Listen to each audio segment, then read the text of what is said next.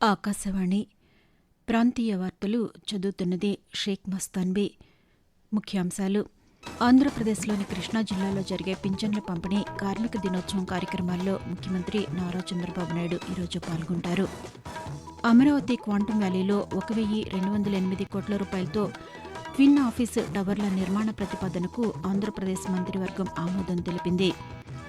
తెలంగాణలో ఈ నెల 10వ తేదీన ప్రధానమంత్రి నరేంద్ర మోదీ పలు అభివృద్ది కార్యక్రమాలను ప్రారంభించనున్నారని కేంద్ర మంత్రి జి కిషన్ రెడ్డి వెల్లడించారు.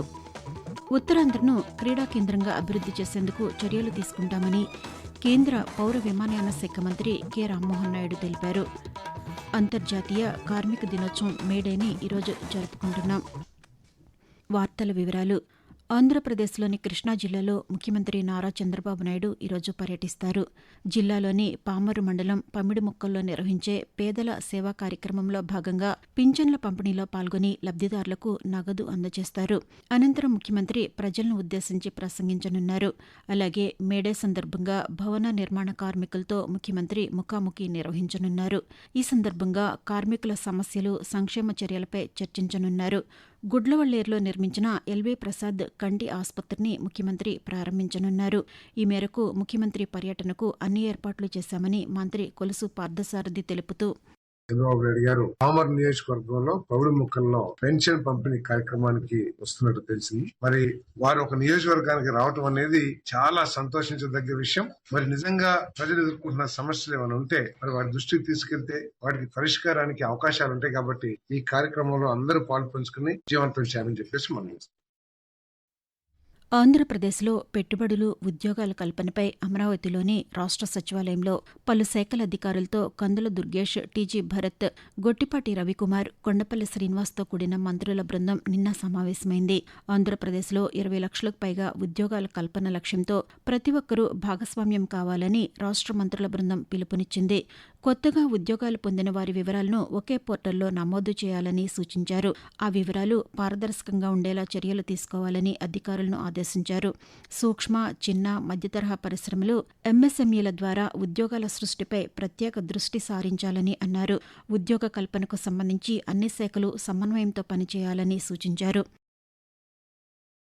తెలంగాణలో ఈ నెల 10వ తేదీన ప్రధానమంత్రి నరేంద్ర మోదీ 7,823 కోట్ల రూపాయలతో చేపట్టిన పలు అభివృద్ది కార్యక్రమాలను ప్రారంభించనున్నారని కేంద్ర బొగ్గు గనుల శాఖ మంత్రి జి కిషన్ రెడ్డి తెలిపారు.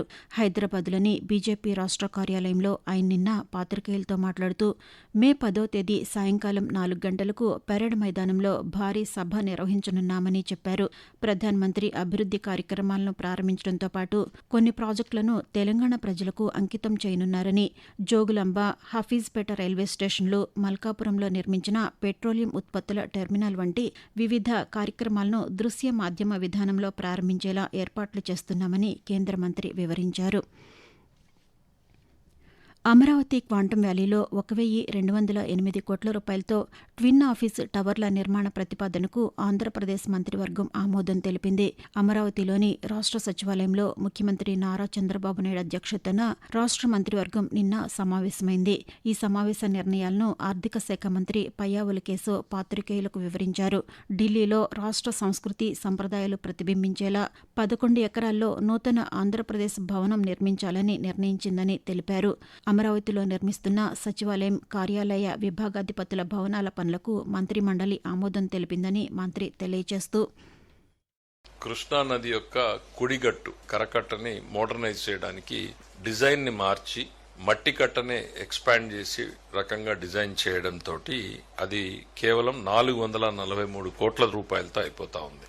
అమరావతిలో మనం ఏదైతే కడతా ఉన్నామో ఆఫీసెస్ కాంప్లెక్స్, దానికి సంబంధించినటువంటి కంబైన్డ్ అడ్మినిస్ట్రేటివ్ అప్రూవల్ వాటికి దాదాపు 2,540 కోట్లకి ఇవ్వడం జరిగింది.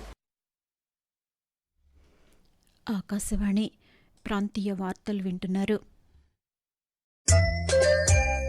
ఇవాళ అంతర్జాతీయ కార్మిక దినోత్సవం మేడే సందర్భంగా ఆకాశవాణి విజయవాడ ప్రాంతీయ వార్తా విభాగం ప్రముఖ పరిశ్రమల హెచ్ఆర్ నిపుణులు, కార్మిక చట్టాలు, హెచ్ఆర్ పాలసీలు, పరిశ్రమల నిర్వహణ విధానాలపై నైపుణ్యం కలిగి ఉన్న డాక్టర్ పిఎస్ ఠాగూర్ గారితో ప్రత్యేక పరిచయ కార్యక్రమాన్ని ప్రసారం చేస్తుంది. భారత ప్రభుత్వం కార్మిక రంగంలో ఆధునీకరణ మరియు ఆటోమేషన్ కి ప్రాథమికంగా డిజిటల్ ఫస్ట్ అందండి. దాని ప్రకారం ఏంటంటే లిబరలైజేషన్ విధానాన్ని తీసుకొస్తుంది. ఈ పూర్తి ఇంటర్వ్యూ ఈ రోజు ఉదయం 10 గంటలకు ఆకాశవాణి విజయవాడ కేంద్రం నుంచి ప్రసారమవుతుంది. ఉత్తరాంధ్రను క్రీడా కేంద్రంగా అభివృద్ది చేసేందుకు చర్యలు తీసుకుంటామని కేంద్ర పౌర విమానయాన శాఖ మంత్రి కె రామ్మోహన్ నాయుడు తెలిపారు.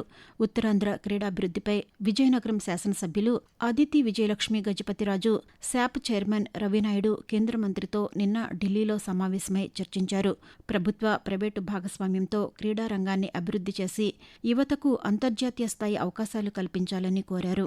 క్రీడారంగ అభివృద్దికి కార్పొరేట్ సామాజిక బాధ్యత సిఎస్ఆర్ నిధులు మంజూరు చేయాలని కేంద్ర మంత్రికి వారు విజ్ఞప్తి చేశారు. దీనిపై కేంద్ర మంత్రి సానుకూలంగా స్పందించినట్లు తెలిపారు.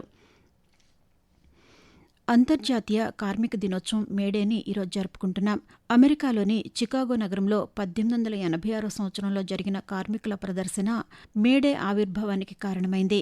1886 మే 1వ తేదీన 8 గంటల పని విధానం కావాలని కోరుతూ వేలాది మంది కార్మికులు చికాగోలో పోరాటం ప్రారంభించారు. ఈ ప్రదర్శన ఉద్రిక్తంగా మారడంతో పోలీసులు జరిపిన కాల్పుల్లో అనేక మంది కార్మికులు ప్రాణాలు కోల్పోయారు. ఈ ఘటనలో మరణించిన వారి స్మృత్యర్థం ప్రతి ఏటా మే 1వ తేదీన కార్మిక దినోత్సవంగా నిర్వహిస్తున్నారు. పోషకాహార ప్రాధాన్యతపై ప్రతి ఒక్కరూ అవగాహన కలిగి ఉండాలని బాపట్ల పార్లమెంటు సభ్యులు తెన్నేటి కృష్ణప్రసాద్ అన్నారు. కేంద్ర ప్రభుత్వం అమలు చేస్తున్న సంక్షేమ పథకాల పురోగతి, వాటి పరిస్థితులపై బాపట్లలోని కలెక్టర్ కార్యాలయంలో నిర్వహించిన జిల్లా సమీక్షా సమావేశంలో కలెక్టర్ వి వినోద్ కుమార్తో కలిసి నిన్న పాల్గొన్నారు. అనంతరం కార్పొరేట్ సామాజిక బాధ్యత కింద పలు సంస్థలు అందించిన పోషకాహార కిట్లను లబ్ధిదారులకు పంపిణీ చేశారు. ఈ సందర్భంగా కృష్ణప్రసాద్ మాట్లాడుతూ, ప్రతి నియోజకవర్గంలో సుమారు 3,500 నుంచి 4,500 వరకు ఈ పోషన్ కిట్స్ చేరుతాయి. మరి పౌష్టిక ఆహారం, హెల్దీ ఫుడ్, న్యూట్రిషియస్ ఫుడ్ ఎవరైతే ప్రెగ్నెంట్ లేడీస్ ఉన్నారో వాళ్ళకి మంచి ఆరోగ్యం అవసరం. ఆ ఆరోగ్యం ఇచ్చే సైంటిఫిక్ గా క్యాల్కులేట్ చేసిన డిఫరెంట్ కాంపోనెంట్స్ తో సహా ఈ కిట్ తయారు చేయడం జరిగింది. ఇదే విధంగా అన్ని నియోజకవర్గాల్లో ఈ పోషన్ కిట్స్ పంపిణీ చేయడం జరిగింది.